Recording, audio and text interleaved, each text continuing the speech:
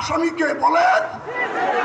জোরে বলেন, আর হাত তুলে বলেন কে আসামি, কে গুলি করেছে? তারেক রহমানকে বাইরে রেখে মনে করেছিলেন তারেক রহমানের বিরুদ্ধে অনেক কথা বলেছেন। এখন বীর কে? জোরে বলেন বীর কে?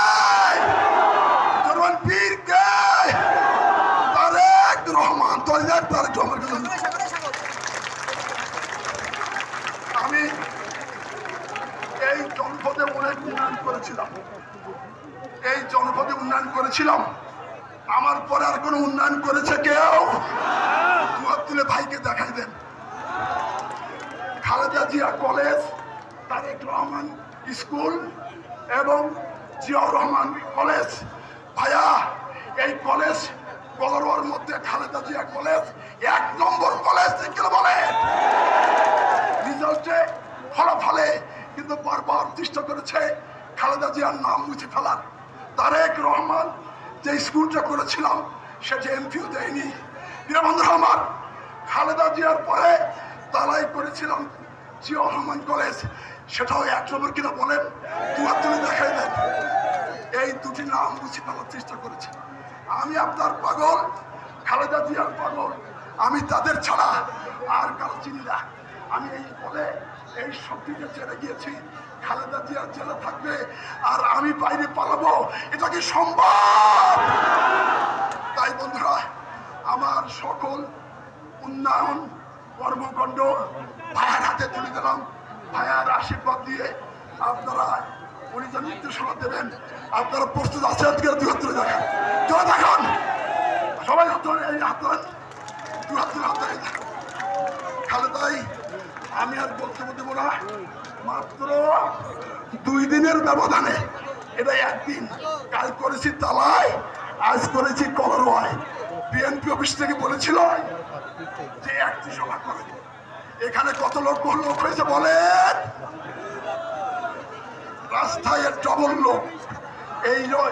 এইটা আমার জীবনের ঐতিহাসিক জনসভা।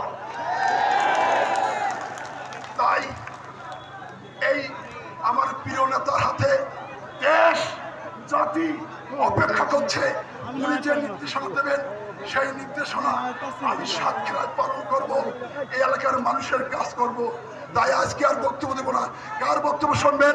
আমাদের প্রিয় নেতা তারেক রহমানের কথা শুনবেন, তাই তো?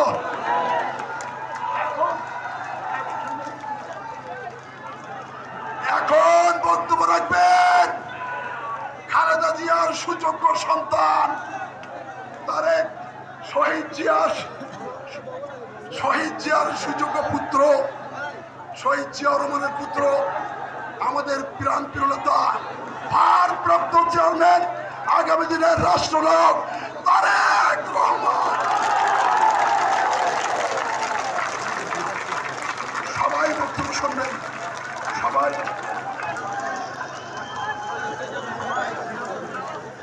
বিসমিল্লাহির রহমানির রহিম। প্রিয় কলরোয়াবাসী, উপস্থিত প্রিয় ভাই বোনেরা, উপস্থিত মুরব্বীবর্গ, উপস্থিত সাতক্ষীরাবাসী, আসসালামু আলাইকুম।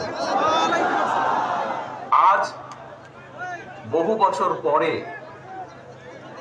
আপনাদের সাথে আবার আমার কথা বলার সুযোগ হয়েছে। প্রিয় ভাই বোনেরা,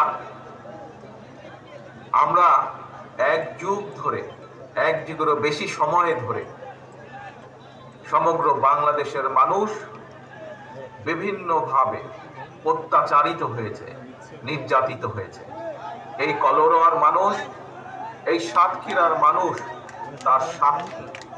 কিভাবে গত প্রায় 2 যুগ ধরে যেই স্বৈরাচারকে জনগণ আন্দোলনের মাধ্যমে বিদায় করেছে, যেই জনগণের যেই আন্দোলনের কারণে স্বৈরাচারকে এই দেশ থেকে পালিয়ে যেতে স্বৈরাচার বাধ্য হয়েছে, সেই স্বৈরাচারের সময়, সেই অত্যাচারের সময় কিভাবে সমগ্র বাংলাদেশের মানুষ, এই কলরোয়া সহ সাতক্ষীরার মানুষ অত্যাচারিত, নির্যাতিত হয়েছে, সে কথা, সেই স্মৃতি আপনাদের পরিষ্কার মনে আছে।